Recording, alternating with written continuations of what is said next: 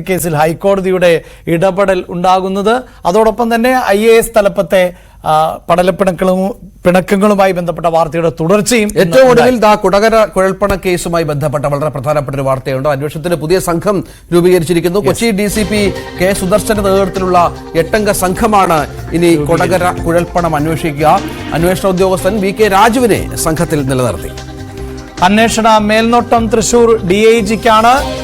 Thomson Jose ആണ് ചുമതല വഹിക്കുന്നത്. DGP ആണ് ഇത് സംബന്ധിച്ച് ഉത്തരവിറക്കിയിട്ടുള്ളത്. വിവരങ്ങളുമായി VV വിനോദ് ചേരുന്നുണ്ട്. വിനോദ്, പുതിയ വെളിപ്പെടുത്തലിന്റെ പശ്ചാത്തലത്തിലാണ് കൊടകരയിൽ അന്വേഷണം വരുന്നത്. പക്ഷേ പഴയ സംഘം തന്നെ ആയിരിക്കും അന്വേഷിക്കുക എന്നുള്ളതായിരുന്നല്ലോ നേരത്തെ ഉണ്ടായിരുന്ന സൂചനകളും റിപ്പോർട്ടുകളും. ആരൊക്കെയാണ് പുതിയ സംഘത്തിൽ ഉൾപ്പെട്ടിട്ടുള്ളത്? എന്താണ് വിവരങ്ങൾ? അഭിലാഷ്, രഞ്ജിത്ത്, ഇപ്പോൾ DGP ആണ് ഇത് സംബന്ധിച്ച ഉത്തരവ് പുറത്തിറക്കിയിരിക്കുന്നത്. DIGക്കാണ് അന്വേഷണ മേൽനോട്ട ചുമതല. അന്വേഷണ ഉദ്യോഗസ്ഥനായി കൊച്ചി DCP K. സുദർശനെ ചുമതലപ്പെടുത്തുകയും ചെയ്തു. 8-അംഗ അന്വേഷണ സംഘത്തിനാണ് രൂപം നൽകിയിട്ടുള്ളത്. ഇതിൽ പഴയ അന്വേഷണ ഉദ്യോഗസ്ഥനായ DYSP VK രാജുവിനെ നിലനിർത്തിയിട്ടുണ്ട്. നേരത്തെ ഈ പഴയ സംഘം തന്നെ അന്വേഷിക്കട്ടെ എന്ന തീരുമാനത്തിലായിരുന്നു. എന്നാൽ അതിലെ അന്വേഷണ ഉദ്യോഗസ്ഥനെ കൂടി ഉൾപ്പെടുത്തിക്കൊണ്ട് പുതിയ ഒരു അന്വേഷണ സംഘത്തിനാണ് ഇപ്പോൾ പോലീസ് രൂപം നൽകിയിരിക്കുന്നത്. കൊടകര കുഴൽപ്പണ കേസ് വീണ്ടും വാർത്തകളിൽ ഇടം പിടിക്കുന്നത്, വീണ്ടും വിവാദമാണ്. പുതിയ വെളിപ്പെടുത്തലോടുകൂടിയാണ് K. സുരേന്ദ്രൻ ഉൾപ്പെടെ ഇക്കാര്യങ്ങൾ അറിയാമായിരുന്നു എന്ന വെളിപ്പെടുത്തൽ. മാത്രമല്ല, പോലീസ് നേരത്തെ കേന്ദ്ര ഏജൻസികൾക്ക് കൈമാറിയ റിപ്പോർട്ട്, അന്വേഷണ റിപ്പോർട്ടിന്റെ വിവരങ്ങൾ കൂടി ഇപ്പോൾ പുറത്തു വന്നിരുന്നു. 41 കോടിയോളം രൂപ നിയമസഭാ തെരഞ്ഞെടുപ്പ് സമയത്ത് കേരളത്തിലേക്ക് എത്തിയെന്നാണ് ഈ അന്വേഷണത്തിൽ കണ്ടെത്തിയതായി പോലീസ് പറയുന്നത്. അതോടൊപ്പം തന്നെ തദ്ദേശ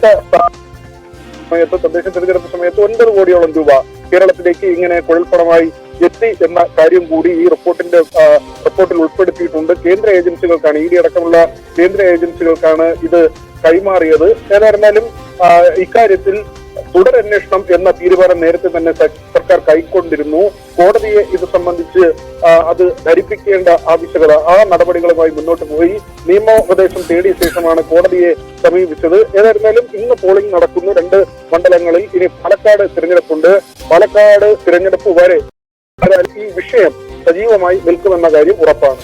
അതാണ് കൊടകര കുഴൽപ്പണ കേസുമായി ബന്ധപ്പെട്ട പുതിയ വിവരം. DGPയുടെ ഉത്തരവിറങ്ങി. തൃശൂർ DGP, തൃശൂർ പുതിയ ഉദ്യോഗസ്ഥർ, പുതിയ സംഘം ഇതുമായി ബന്ധപ്പെട്ട അന്വേഷണം നടത്തും. എന്തായാലും ഈ വെളിപ്പെടുത്തലിന്റെ അടിസ്ഥാനത്തിൽ വളരെ പെട്ടെന്ന് തന്നെ തുടർ നടപടികളുമായി സംസ്ഥാന സർക്കാർ മുന്നോട്ട് പോവുകയായിരുന്നു. മുഖ്യമന്ത്രി DGPയുമായി അടക്കം അന്ന് കൂടിക്കാഴ്ച നടത്തിയ ഒരു പശ്ചാത്തലം ഉണ്ട്. പുതിയ വിവാദങ്ങളുടെയും വെളിപ്പെടുത്തലുകളുടെയും അടിസ്ഥാനത്തിൽ ആണ് കൊടകര കുഴൽപ്പണ കേസിൽ പുതിയ അന്വേഷണ സംഘത്തെ രൂപീകരിച്ചിട്ടുള്ളത്. നമ്മൾ നേരത്തെ രാവിലെ പറഞ്ഞതുപോലെ ഇന്ന് കത്തിജ്വലിച്ച ഒരു വാർത്ത EP-യുമായി ബന്ധപ്പെട്ടായിരുന്നു. EP നിഷേധിച്ചുവെങ്കിൽ പോലും ആ വാർത്ത ഇപ്പോഴും അങ്ങനെ തന്നെ നിൽക്കുകയാണ്. ഒരു വ്യത്യാസവുമില്ല. നേരത്തെ പലതവണ ഇത്തരം കുഴപ്പങ്ങൾ EP പോയി ചാടിയിട്ടുണ്ട്. പ്രത്യേകിച്ച് കഴിഞ്ഞ ലോക്സഭാ തെരഞ്ഞെടുപ്പ് ദിനത്തിൽ ആണ് പ്രകാശ് ജാവ്ദേക്കറുമായി കൂടിക്കാഴ്ച നടത്തിയെന്ന വാർത്ത പുറത്തു വരുന്നത്. അന്ന് അദ്ദേഹത്തിന് അത് സ്ഥിരീകരിക്കേണ്ടിയും വന്നു. അത് ഇത്തവണ EP-ക്ക് പറ്റത് എഴുതി കുടുങ്ങി.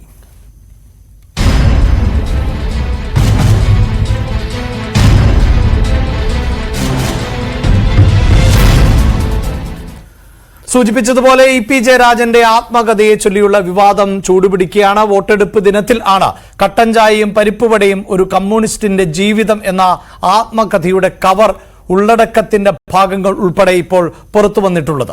ഇതിൽ പാർട്ടിക്കെതിരെ രൂക്ഷ വിമർശനമുണ്ട്. 2ാം പിണറായി സർക്കാർ ദുർബലമെന്ന തോന്നൽ പൊതുജനത്തിന് ഉണ്ട്. പ്രകാശ് ജാവ്ദേക്കറുമായുള്ള കൂടിക്കാഴ്ച, സാന്റിയാഗോ മാർട്ടിൻ, VM രാധാകൃഷ്ണൻ, ബോണ്ട്, വൈദേകം തുടങ്ങിയ വിഷയങ്ങളും പരാമർശിക്കുന്നുണ്ട്. ജാവ്ദേക്കറുമായുള്ള കൂടിക്കാഴ്ച യാദൃച്ഛികം എന്നാണ് പുസ്തകത്തിൽ പറയുന്നത്. എന്നാൽ പുറത്തു വന്ന വാർത്ത നിഷേധിച്ച് പുസ്തകം, അതായത് ഇപ്പോൾ ഈ പുറത്തു വന്നിട്ടുള്ള എല്ലാ വാർത്തയും EP ജയരാജൻ നിഷേധിക്കുകയാണ് ചെയ്തിട്ടുള്ളത്. പുസ്തകരചന പൂർത്തിയായിട്ടില്ല എന്നും അദ്ദേഹം പറയുകയുണ്ടായി. ഒപ്പം ഇങ്ങനെ ഒരു പുസ്തകത്തിന്റെ ചുമതല, അതായത് പുസ്തകം പുറത്തിറക്കാനോ പ്രകാശനം ചെയ്യാനുള്ള ചുമതല ആരെയും ഏൽപ്പിച്ചിരുന്നില്ല എന്നുകൂടിയാണ് EP ജയരാജൻ പറഞ്ഞത്. എന്റെ ആത്മകഥ ഞാൻ എഴുതിക്കൊണ്ടിരിക്കുകയാണ്.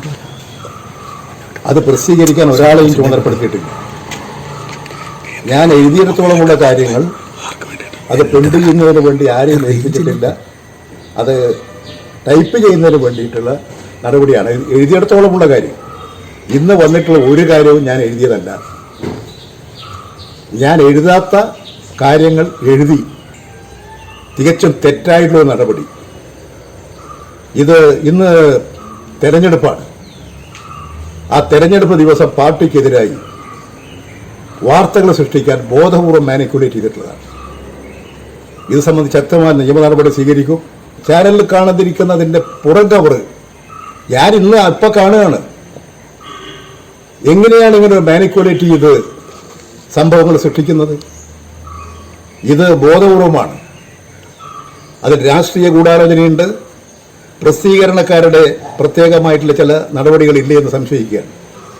അതുകൊണ്ട് ഞാൻ ഇത് പ്രസിദ്ധീകരിക്കാൻ ആരെയും ചുമതലപ്പെടുത്തിയിട്ടില്ല. ഞാനിത് പൂർത്തീകരിച്ചു കഴിഞ്ഞിട്ടില്ല. ഇപ്പോഴും എഴുതിക്കൊണ്ടിരിക്കുകയാണ്. സ്ഥാനാർത്ഥികളെ കുറിച്ചൊക്കെ പരാമർശം ബോധപൂർവം ഉണ്ടാക്കിയിട്ടുള്ളതാണ്. എന്റെ പുസ്തകം ഞാനല്ലേ പ്രസിദ്ധീകരിക്കേണ്ടത്, ഞാനല്ലേ പുറത്തിറക്കുക. DC ആയിട്ട് ഒരു കരാറും വെച്ചിട്ടില്ല. ഒരു കരാറുമില്ല. ഇത് പൂർണ്ണമായും മാനിക്കുലേറ്റ് ചെയ്തതാണ്. കവർ പേജ് ഞാൻ ഇന്നിപ്പോ ഈ നിങ്ങൾ ടി വിയിൽ വന്നപ്പോഴാണ് ഞാൻ കാണുന്നത്. അങ്ങനെ നിശ്ചയിച്ചിട്ടേ ഇല്ല. ഞാൻ എന്റെ ബുക്കിന്റെ കവർ പേജ് കൊടുത്തു. എന്തായാലും EP എത്ര വിശദീകരിച്ചാലും വിശദീകരിച്ച് കുഴങ്ങേണ്ട അവസ്ഥയാണ്. കാരണം പുസ്തകം ഉണ്ട് എന്ന് DC ബുക്ക് സമ്മതിച്ചിട്ടുണ്ട്. പക്ഷേ പുസ്തകം ഇറക്കുന്നത് തൽക്കാലത്തേക്ക് സാങ്കേതിക പ്രശ്നങ്ങളാൽ മാറ്റിവെച്ചിരിക്കുന്നു എന്നാണ് വിശദീകരണം, അല്ലേ? അതെ, DC ബുക്സിന്റെ പ്രതികരണം ആ നിലയിലാണ് പുറത്തു വന്നിട്ടുള്ളത്. പുസ്തകം പുറത്തിറങ്ങുമ്പോൾ ഇതിന്റെ ഉള്ളടക്കം സംബന്ധിച്ച് വ്യക്തത വരും എന്നുകൂടിയാണ് DC ബുക്സ് സോഷ്യൽ മീഡിയയിലൂടെ പ്രതികരിക്കുകയും ചെയ്തത്. എന്തായാലും ചെറിയ പ്രശ്നമല്ല ഇത്. CPM-ന് ചെറിയ ഡാമേജ് അല്ല ഉണ്ടാക്കിയിരിക്കുന്നത്. കാരണം എല്ലാം കൃത്യമായി രണ്ടാം പിണറായി സർക്കാരിന്റെ ദൗർബല്യങ്ങൾ എടുത്തു കാണിക്കുന്നുണ്ട്. കൃത്യമായി പറയുന്നു, ഒന്നാം പിണറായി സർക്കാർ സജീവമായിരുന്നു, പക്ഷെ രണ്ടാം സർക്കാർ അത്രത്തോളം കരുത്തില്ല, ദുർബലമാണ് എന്ന് പറയുന്ന പശ്ചാത്തലമുണ്ട്. ഒപ്പം പാർട്ടി തന്നെ നടപടിയെടുത്തപ്പോൾ കൈവിട്ടത് താൻ കേന്ദ്ര കമ്മിറ്റി അംഗമാണ്, ആ പരിഗണന നൽകാതെ സെക്രട്ടേറിയറ്റ് കൂടി തനിക്കെതിരെ നടപടി സ്വീകരിച്ചത്. ആ യോഗത്തിൽ P. ജയരാജൻ സംസാരിക്കുകയും തനിക്കെതിരെ സംസാരിച്ചതിനെ ആരും പ്രതിഷേധിച്ചില്ല, അല്ലെങ്കിൽ ആരും പ്രതിരോധിച്ചില്ല, തന്നെ ഒറ്റപ്പെടുത്തുന്ന പശ്ചാത്തലമുണ്ടായ കാര്യം പറയുന്നു. സാന്റിയാഗോ മാർട്ടിനുമായി ബന്ധപ്പെട്ട പാർട്ടി വിവാദമുണ്ട്. 2 കോടി രൂപ സ്വീകരിച്ചത് പാർട്ടി സംസ്ഥാന സെക്രട്ടേറിയറ്റിൽ ചർച്ച ചെയ്തതിനു ശേഷമാണ്. തന്റെ തലയിൽ അത് കെട്ടിവെക്കാനുള്ള ശ്രമം നടന്നു. പക്ഷെ അതിനെയും താൻ ആ തരത്തിൽ സമ്മതിച്ചു കൊടുക്കില്ല. ഏറ്റവും ഒടുവിൽ സരിനെതിരെയും, അല്ലെ, സരിനെതിരെ പ്രത്യേകിച്ച് അവസരവാദം എന്നുള്ളതാണ്. അതും അദ്ദേഹം പറഞ്ഞു വെക്കുന്നുണ്ട്. ഇത്തരത്തിൽ സ്ഥാനാർത്ഥികളെ നിർത്തുന്നത് പാർട്ടിയിൽ പുതുമയുള്ള ഒന്നല്ല, പക്ഷേ അവരെല്ലാം പിന്നീട് ബാധ്യതയാകുന്ന, പാർട്ടിക്ക് വെല്ലുവിളിയാകുന്ന അവസരവാദികൾ ആയിരുന്നു എന്നുകൂടിയാണ് പറയുന്നത്. പക്ഷേ EP-യുടെ പ്രതികരണം പ്രേക്ഷകർ കേട്ടുകഴിഞ്ഞു. ഇതൊന്നും താൻ എഴുതിയതല്ല, താൻ എഴുതിക്കൊണ്ടിരിക്കുന്നു, അത് ടൈപ്പ് ചെയ്യുന്നതിന് വേണ്ടി ഏൽപ്പിച്ചിട്ടുണ്ട്, പക്ഷേ അങ്ങനെ ഏൽപ്പിച്ച ഒരു ഭാഗമേ അല്ല ഇത് എന്നാണ് EP ജയരാജൻ പറയുന്നത്. മുഖ്യമന്ത്രി മലപ്പുറം പരാമർശം നടത്തിയ അഭിമുഖം കൊടുത്തല്ലോ ദ ഹിന്ദുവിൽ. അന്ന് ഇതേ വിശദീകരണമായിരുന്നു. മുഖ്യമന്ത്രി പറഞ്ഞ ഒന്നുമല്ല അച്ചടിച്ച് വന്നത്, PR ഏജൻസിയുടെ. പക്ഷേ ഇവിടെ ഒരു PR ഏജൻസിയുടെ പേര് കേൾക്കാനില്ല.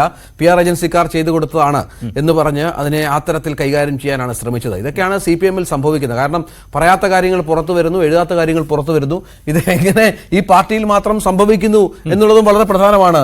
തീർച്ചയായും അന്നും ഈ പറഞ്ഞതുപോലെ PR ഏജൻസിയിലേക്ക് പോകുമ്പോൾ അവിടെ നിയമപരമായ ഒരു പോരാട്ടം എന്നത് സാധ്യമല്ലായിരുന്നു. ഇപ്പോഴും വ്യക്തതയില്ല യഥാർത്ഥത്തിൽ ആ ആർട്ടിക്കിൾ അല്ലെങ്കിൽ ആ അഭിമുഖം എന്തിന്റെ അടിസ്ഥാനത്തിലാണ് പുറത്തു വന്നത് എന്നത്. പക്ഷേ ഇതിൽ അങ്ങനെയല്ല. EP ജയരാജൻ തള്ളി പറഞ്ഞതുകൊണ്ട് തന്നെ അവിടെ പാർട്ടി സെക്രട്ടറിക്ക് കുറച്ചുകൂടി മാധ്യമങ്ങൾക്ക് മുന്നിൽ പ്രതിരോധം തീർക്കാൻ സാധിച്ചിട്ടുണ്ട്. അവിടെ EPM മുഖവിലക്കെടുക്കുന്നു എന്ന പ്രതികരണം ആയിരുന്നു ഈ വിഷയത്തിൽ ഉണ്ടായത്. പാർട്ടി EP-ക്കൊപ്പമാണ്. സാധാരണ പാർട്ടി അന്ന് നമുക്കറിയാം, ഉപതെരഞ്ഞെടുപ്പ് ദിവസം, കഴിഞ്ഞ തെരഞ്ഞെടുപ്പ് ദിവസം ഇങ്ങനൊരു സംഭവം ഉണ്ടായപ്പോൾ പൂർണ്ണമായും മുഖ്യമന്ത്രി EP-യെ തള്ളി പറയുകയായിരുന്നു. നേരത്തെ പറഞ്ഞതുപോലെ ശിവനൊപ്പം പാപിയും ചേർന്നാൽ ശിവനും പാപിയായിടും എന്ന് പറഞ്ഞ് EP-യെ പൂർണ്ണമായും തള്ളിക്കളഞ്ഞ പാർട്ടി പക്ഷേ ഇത്തവണ EP-ക്കൊപ്പമുണ്ട്. അതായത് അവർ പാർട്ടി സംസ്ഥാന സെക്രട്ടറി. മറ്റൊരു പ്രധാനപ്പെട്ട വാർത്തയിലേക്ക് പോകണം. ചേലക്കര ആറ്റൂരിൽ LDF-ന്റെയും UDF-ന്റെയും കൊടിതോരണങ്ങൾ അഴിച്ചു മാറ്റിയതായി പരാതി. BJP-യുടെ പരാതിയിലാണ് ഇതുമായി ബന്ധപ്പെട്ട നടപടി സ്വീകരിച്ചിരിക്കുന്നത്. എന്താണ് അരുൺ സംഭവിച്ചത്? ഇത്തരത്തിലൊരു പരാതിക്ക് അടിസ്ഥാനം എന്താണ്?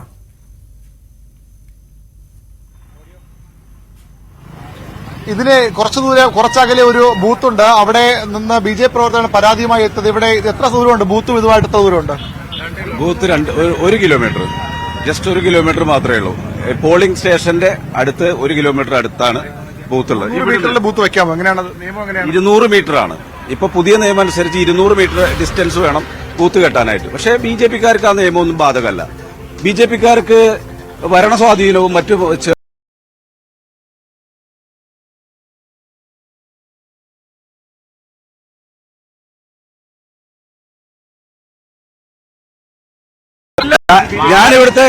ഞാനിവിടുത്തെ കോൺഗ്രസിന്റെ മണ്ഡലം ജനറൽ സെക്രട്ടറിയാണ്. CPM-ന്റെ സജീവ പ്രവർത്തകനാണ്. ഇത് കോൺഗ്രസിന്റെ പ്രവർത്തകരാണ്. ഈ നിൽക്കുന്നില്ല, തൊട്ടപ്പുറത്ത് CPM-ന്റെ പ്രവർത്തകരാണ്. ഇവിടെ രാഷ്ട്രീയത്തിനപ്പുറത്ത് മറ്റു മതങ്ങൾക്കും മറ്റും അപ്പുറത്ത് സൗഹൃദങ്ങൾ മാത്രം പങ്കുവെച്ച് ജീവിക്കുന്ന ഒരു നാടാണിത്. ഇവിടെ പുതുതായി വന്ന ഒരു BJP-കാരൻ ഈ നാടിന്റെ സൗഹൃദം തകർക്കാൻ വേണ്ടി മനഃപൂർവ്വം പുറത്തുനിന്ന ആളുകളെ ഇറക്കി പരാതി കൊടുത്ത് പരാജിതന്റെ അടവാണ്, അവസാന ആയുധമാണ്. അപ്പുറം കഴിഞ്ഞ തെരഞ്ഞെടുപ്പിൽ ഇതേ രമ്യ ഹരിദാസ് ലോക്സഭയിലേക്ക് മത്സരിക്കുന്ന ആ തെരഞ്ഞെടുപ്പ് സമയത്ത് കോൺഗ്രസുകാരായ എന്റെ മകൻ കെട്ടുന്ന അതേ സമയം മാർക്സിസ്റ്റ് അറ്റം കെട്ടാൻ പറഞ്ഞു. ആ കെട്ടുന്ന സമയത്ത് ഈ വ്യക്തി അതിന്റെ ഫോട്ടോ എടുത്തു. അങ്ങനെ കോൺഗ്രസും മാർക്സിസ്റ്റും തമ്മിൽ അവിടെ തല്ലിക്കാൻ അയാള് CPI-യിൽ നിൽക്കുമ്പോൾ ശ്രമിച്ചിട്ടുണ്ട്. ഇപ്പോ BJP-ക്ക് വേണ്ടിയിട്ട് നാടിന്റെ അന്തരീക്ഷം കളയുന്ന, പരസ്പരം മത സാഹോദര്യത്തിൽ കഴിയുന്ന കോൺഗ്രസ് ആയാലും BJP ആയാലും മാർക്സിസ്റ്റ് ആയാലും ലീഗ് ആയാലും ഞങ്ങള് ജാതിയോ മതോ രാഷ്ട്രീയമോ നോക്കാത്തുള്ള സൗഹൃദത്തിന് കത്തിവെക്കാൻ വേണ്ടി, ആളാവാൻ വേണ്ടി ആറ്റൂര് മലപ്പടിയുടെ സൗഹൃദം കളയാൻ പാർട്ടിയുടെ ബേസിൽ ഈ ഒരു നടപടി ചെയ്ത് കമ്മീഷൻ എന്താ പറഞ്ഞ പരാജയം പുറത്താണെന്നാ പറഞ്ഞേ. ഇവിടെ എന്ന് പറഞ്ഞു കഴിഞ്ഞാൽ ഇവിടെ പൂരം നടത്താറുണ്ട്. ഈ പൂരം നടത്തുന്നത് എല്ലാവരും മതസൗഹാർദ്ദമായ പൂരം നടത്തുന്ന സംഭവം. ഈ പൂരത്തിന് ഒരു അഭിപ്രായം ഉണ്ടാവാറില്ല. പക്ഷെ ഇപ്പോ വെറുതെ ഒരു പ്രകോപനം, ഒരു പ്രശ്നവും ഇല്ലാതെ മനഃപൂർവ്വം ഇവിടെ പ്രശ്നമുണ്ടാക്കാൻ വേണ്ടി മാത്രം, അതും ഇവിടുന്ന് ഇപ്പം പുതിയതായി പൊട്ടിമുളച്ചൊരു BJP-കാരനാണ്. പാർട്ടി വിട്ടുപോയി BJP-യിൽ ചേർന്ന ഒരു വ്യക്തി ഇവിടെ മതസൗഹാർദ്ദം തകർക്കാൻ വേണ്ടി മനഃപൂർവ്വം ഉണ്ടാക്കുന്ന ഒരു പ്രശ്നമാണ്, പ്രകോപനപരമായിട്ടുള്ള പ്രശ്നം. ഇന്നലെ രാത്രി ഞങ്ങളുടെ കൂടെ ഇവരുന്ന് ഭക്ഷണം ഒപ്പം ഇരുന്ന ഒരാളാണ്. അത് കഴിഞ്ഞ് വന്ന് പുലർച്ചെ 5 മണിക്ക് ഇവിടെ ഇരുന്ന് ഫോട്ടോ. എന്താണ് ഇവിടെ കൊടികെട്ടി എന്ത് തടസ്സമാണ് അവർ പറയുന്നത്? കൊടുക്കാൻ മറന്നുപോയിട്ടുള്ളവർക്ക് കൊടുക്കാൻ വേണ്ടി ഒരു ചെറിയ ബൂത്ത് എല്ലായിടത്തും ഉള്ളതാണല്ലോ. വർഷാവർഷങ്ങളായിട്ട് ഇവിടെ നല്ല തെരഞ്ഞെടുപ്പ് നടക്കുന്ന എല്ലാ സ്ഥലത്തും ഉള്ളതാണ്. ആ ഒരു ചെറിയ ബൂത്ത് കെട്ടിയതാണ് പോലീസിനെ കൊണ്ട്.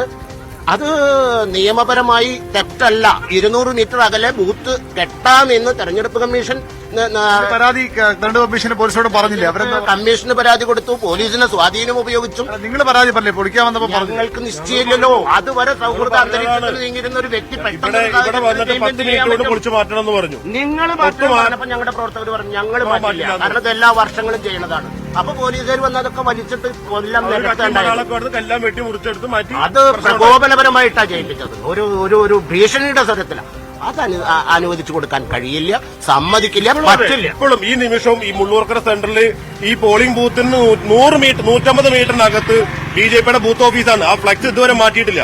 2 കിലോമീറ്റർ ഇപ്പുറത്തുള്ള ഇവിടുത്തെ ഈ മറ്റേ ബൂത്താണ് പൊളിച്ചു മാറ്റാൻ പറഞ്ഞ് പരാതി കൊടുത്തിരിക്കുകയാണ്. എന്ത് നടപടിയാണ്? ലിഫ്റ്റ് കൊടുക്കാനുള്ള സംവിധാനം മാത്രം ചെയ്യുന്ന ഒരു ചെറിയ ബൂത്താണ്. ആ ബൂത്തിൽ സ്ലിപ്പ് മറന്നവർക്ക് കൊടുക്കാൻ എല്ലാ വർഷവും ചെയ്യുന്ന ഒരു ചെറിയ പരിപാടിയാ. അതങ്ങനെ ജാതിയുടെയും മതത്തിന്റെയും പേര് പറഞ്ഞ് അതങ്ങനെ നിഷ്കാസനം ചെയ്യാൻ ഞങ്ങൾ സമ്മതിക്കില്ല. ഇത് തന്നെയാണ് അവരുടെ പരാതി. BJP പ്രവർത്തകന്റെ പരാതിയിലാണ് പോലീസും ഇലക്ഷൻ കമ്മീഷനും ഇത്തരമൊരു നടപടിയിലേക്ക് പോയതെന്നാണ് CPM-ഉം കോൺഗ്രസും ഒരുപോലെ ആരോപിക്കുന്നത്. ഇവിടെ വളരെ സൗഹാർദ്ദപരമായി തെരഞ്ഞെടുപ്പ് നടക്കുന്ന ഒരു മേഖലയാണ്. അവിടെ ഇത്തരത്തിലൊരു ഇടപെടൽ ആവശ്യമില്ലായിരുന്നു, അനാവശ്യ ഇടപെടലായിരുന്നു. ഏതാണ്ട് 1 കിലോമീറ്റർ അപ്പുറമാണ് ഇവിടെ ബൂത്തുള്ള പോളിംഗ് സ്റ്റേഷനുള്ളത്. പക്ഷേ അതിന് 200 മീറ്റർ ചുറ്റളവിൽ ബൂത്തുകൾ വരാവുന്നതാണ്. പക്ഷേ അതും സമ്മതിക്കാതെ ഇവിടെ പൊളിച്ചു മാറ്റുകയായിരുന്നു എന്ന പരാതിയാണ് ഇപ്പോൾ CPM-ഉം BJP ഉന്നയിക്കുക. നമുക്ക് ദൃശ്യങ്ങളിലുണ്ട് ഇവിടെ രമ്യ ഹരിദാസിന്റെയും അതുപോലെ തന്നെ CPM സ്ഥാനാർത്ഥി UR പ്രദീപിന്റെയും ഒക്കെ പോസ്റ്ററുകളും ഇവിടെ വച്ചിരുന്ന ബോർഡുകളും ഒക്കെ എടുത്തു മാറ്റിയിട്ടുണ്ട്. ബൂത്തുകൾ ഇവിടെ ആ ബോർഡുകളൊക്കെ മാറ്റിയതും നമുക്ക് കാണാം. അങ്ങനെ 2 പാർട്ടികൾ ഒരുമിച്ച് ഇപ്പോൾ BJP-ക്കെതിരെ പരാതിയുമായി വരികയാണ്. ഇവിടെ ഇത്തരത്തിൽ സമാധാനപരമായി തെരഞ്ഞെടുപ്പ് നടക്കുമ്പോൾ അതിനെ അനുകൂലപ്പെടുത്താൻ BJP ശ്രമിക്കുന്നുവെന്ന ആരോപണമാണ് ഇവർ ഉന്നയിക്കുന്നത്. നമ്മളിവിടെ ഇപ്പോൾ ആറ്റൂർ മനപ്പടിയിലാണ്. ഇവിടുന്ന് ഏതാണ്ടും മീറ്ററുകൾക്കപ്പുറത്ത് ഉള്ള സ്കൂളിലാണ്. ഏത് സ്കൂളാണത്? ബൂത്ത് ഏതാ? 1.5 കിലോമീറ്റർ. വി അരുണാണ് വിവരങ്ങൾ പങ്കുവെക്കുന്നത്. അവിടെ ഒരു ചെറിയ ഇതുവരെ സംഘർഷങ്ങളൊന്നും ഉണ്ടായിരുന്നില്ല. ചെറിയൊരു തർക്കം അവിടെ ഉടനെ ചേലക്കര ആറ്റൂരിൽ. അപ്പൊ നമുക്ക് സ്വർണം